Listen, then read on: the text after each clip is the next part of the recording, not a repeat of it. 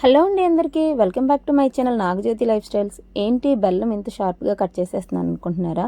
ఇది కట్ చేయడానికి 30 తిప్పలు పడాల్సి వచ్చిందండి. అది ఎలా ఏంటి అనేది వీడియోలో అయితే చూసేయండి. ఇంత ఈజీగా కట్ చేయాలంటే నేనైతే ఇప్పుడు చెప్పిన ఈ చిట్కా అయితే ఫాలో అయితే ఎంతటి పెద్ద బెల్లపు కుండనైనా సరే ఈజీగా కట్ చేసేయచ్చు. అది ఎలా అనుకుంటున్నారా?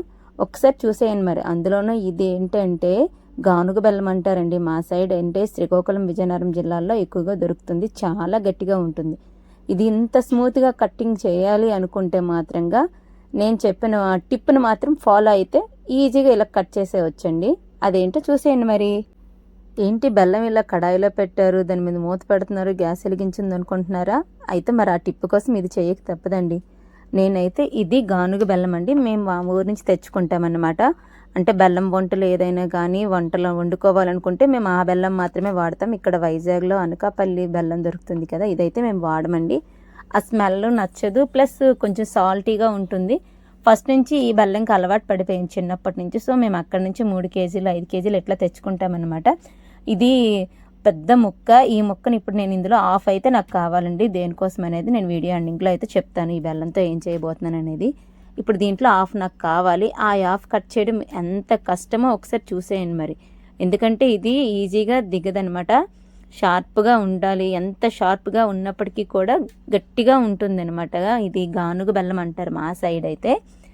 ఇది కట్ చేయడం కుదరదు. ఇలా చిన్న గజిము లాంటిది ఏదైనా గ్రిల్ పెట్టి రాయి పెట్టి పగలగొట్టడం ఇలా చేస్తామన్నమాట. అలా చేసినప్పటికీ కూడా ఇదేంటంటే వాటర్లో వేసి మనం చేయితో దాన్ని కరిగించాలంటే కరిగించలేము. మళ్ళీ పొయ్యి మీద పెడితే పాకంకి మాత్రమే పొయ్యి వేడికైతే కరుగుతుంది, కానీ మామూలుగా అయితే కరగదనమాట. కానీ చాలా టేస్ట్గా ఉంటుంది. శ్రీకాకుళం విజయనగరం సైడ్ వాళ్ళు ఎవరైనా ఉంటే వాళ్ళకి తెలుస్తుంది. మా బెల్లం చాలా టేస్ట్ ఉంటుంది. దాంతో వంటలు ఏవైనా వండుకుంటే మాత్రంగా ఎక్సలెంట్గా ఉంటాయి అన్నమాట. స్మెల్ కూడా ఇక్కడ బెల్లంలాగా స్మెల్ కూడా రాదండి. ఇది మంచిగా ఉంటుంది. చూస్తేనే మీకే తెలిసిపోతుంది కదా అది ఎంత హార్డ్గా ఉందనేది. ఇప్పుడు నేను దీన్ని పగలగొట్టడం కోసం 30 తిప్పలైతే పడాల్సి వస్తుంది. దానికోసం అయితే నేనైతే ఒక చాకుతో ఈ విధంగా కట్ చేసుకోవాలనుకున్నాను, తరమాలనుకున్నాను. బట్ దాన్ని అయితే నేనైతే తరగలేకపోతున్నాను. ఈ విధంగా రాయి పెట్టి కొట్టుకోవడమే అనమాట. మా సైడ్ బెల్లం అయితే పెద్ద పెద్ద కుండలు ఎప్పుడైనా తెచ్చినట్లయితే ఇలా పోతవి. దాన్ని పగలగొట్టాలంటే ఇంట్లో ఉన్న మగవాళ్ళు ఎవరైనా ఉంటే దాన్ని అయితే ఇలా పగలగొడతారనమాట. పండగలప్పుడు పిండి వంటలు ఏవైనా వండుకోవాలనుకుంటే లేడీస్ వాళ్ళు అయితే మాత్రంగా ఇదైతే మాకు కాదండి, జరగదు అసలు. మా వల్ల మేము చేయలేము. జెంట్స్ అయితే మాకు హెల్ప్ చేస్తారు ఇలాంటి విషయంలో. కత్తి కానీ ఏదైనా తీసుకొచ్చి దాన్ని పొడుస్తూ ఇస్తూ ఉంటారు. అలాంటిది ఈ బెల్లాన్ని ఎంత షార్ప్గా చేయాలంటే ఇప్పుడు ఈ టిప్ ఫాలో అయిపోవడమే.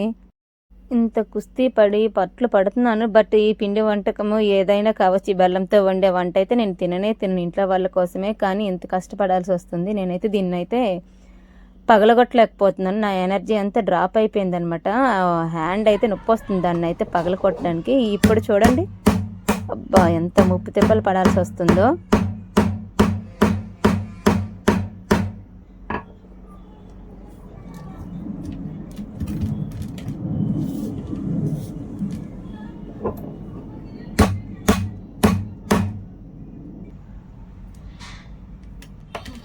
అసలు బెల్లం ముక్క ఎంత గట్టిగా ఉందో చూసారా? ఆ ముక్క కట్ చేయడానికి రాయి పట్టుకొని కొడితే కానీ అసలు అది ఓపెన్ అవ్వడం లేదనమాట. ఒక ముక్క నాకు కావాలి మొత్తంగా. నేను ఇప్పుడు ఈ టిప్ ఫాలో అయితే ఇది కరిగిపోతుంది. అందుకని నేను మొత్తం అయితే కరగపెట్టకుండా ఉండడం కోసం నాకు ఎంత కావాలో అంత క్వాంటిటీ ఉన్న పీస్ని అయితే నేను తీసుకుంటున్నాను అనమాట. అలా అని తూకవేం కాదు. అందులో ఆఫ్ అయితే నాకు సరిపోతుంది నేను ఇప్పుడు వండే వంట కోసం.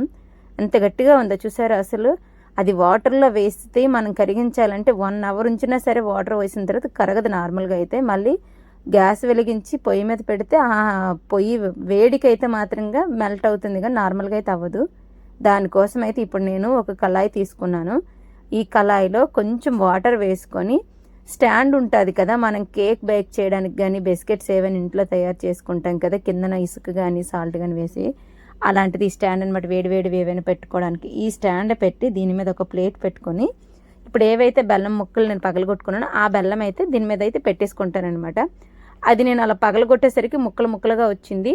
లేదు అనుకుంటే ఇప్పుడు పెద్ద పీస్ ఉంది కదా, పెద్ద పీస్ పెట్టినా సరే సరిపోతుంది అనమాట. దాన్ని ఈజీగా కట్ చేసేయచ్చు. కానీ ఆ పెద్ద పీస్ అయితే నాకు ఎక్కువ అయిపోతుంది. సో అందుకే ఈ చిన్న ముక్కలైనా సరే నేను పెట్టుకుంటున్నాను. ఇవైనా నాకు ఫాస్ట్గా ఇప్పుడు కట్ అవ్వాలన్నమాట. బెల్లం తరుగులాగా రావాలన్నమాట. దీన్ని తురుముకోవడం చాలా కష్టం. ఎంత గట్టిగా ఉందో ఒకసారి మీరే చూడండి. ఇప్పుడు వీటిని నేను ఆ వాటర్లో వేసిన అది కరగదు, అందుకోసమని నేను ఈ విధంగా దీన్ని కొంచెం మెల్ట్ అయ్యే విధంగా చూసుకుంటాను. అయితే ఇలా చేసిన తర్వాత 5 to 8 minutes ఇట్లా మనం హై ఫ్లేమ్లో పెట్టి మూత పెట్టేసిన తర్వాత గ్యాస్ మీద ఉంచేస్తే సరిపోతుంది. మనం ఎలా కావాలంటే అలాగా చాకుతో ఈజీగా కట్ చేసుకోవచ్చు అనమాట బెల్లం తరుగు అనేది. అది ఆ విధంగా చేసుకుంటే మనకి ఏదైనా పిండి వంటకాలకు కానీ దేనికైనా కావచ్చు, చాలా ఫాస్ట్గా మనమైతే కట్ చేసేసుకోవచ్చు అనమాట. ఇలాంటి టిప్ మీకు కూడా తెలుసా? మీరు ఎప్పుడైనా ఫాలో అయ్యారా? నేనైతే ఈ టిప్ చాలా వరకు ఇది 3rd టైం అనమాట. నాకు ఇంతవరకు తెలియదు, చాలా కష్టపడే వాళ్ళము. బట్ ఇప్పుడైతే తెలిసింది. నేను మూత పెట్టాను కదా, ఆ ఆవిరికి అయితే మీకు వాటర్లా కనిపిస్తుంది, కానీ అలా ఏం కాదండి. ఇప్పుడు నేనైతే దాన్ని చూసారా, అది ప్లేట్లో ముందున్న పీస్, ఆ పీస్కి ఈ పీస్కి వేరియేషన్ కూడా నేను చూపిస్తాను. ఇప్పుడు మనమైతే గ్యాస్ మీద పెట్టింది ఇది బెల్లం పాకం కాదండి. అది మనం ఏదైతే మూత పెట్టామో ఆ మూత తాలూకు ఆవిరి దీని మీద పడి మీకు ఆ వాటర్ పాకంలా కనిపిస్తుంది. బట్ అదైతే పాకం కాదు. ఇప్పుడు నేనైతే చూసారా, ఆ పక్కన ఆ పీస్కి ఈ పీస్కి కూడా వేరియేషన్ చూపిస్తాను. ఈ పీస్ని అయితే ఇప్పుడైతే నేను ఈజీగా అయితే కట్ చేయలేకపోయాను కదా, ఇప్పుడైతే ఎలా కట్ చేసేస్తున్నానో చూసారా. ఇంత ఈజీగా మనమైతే ఎంత కావాలనుకుంటే అంత చేసుకోవచ్చు అనమాట.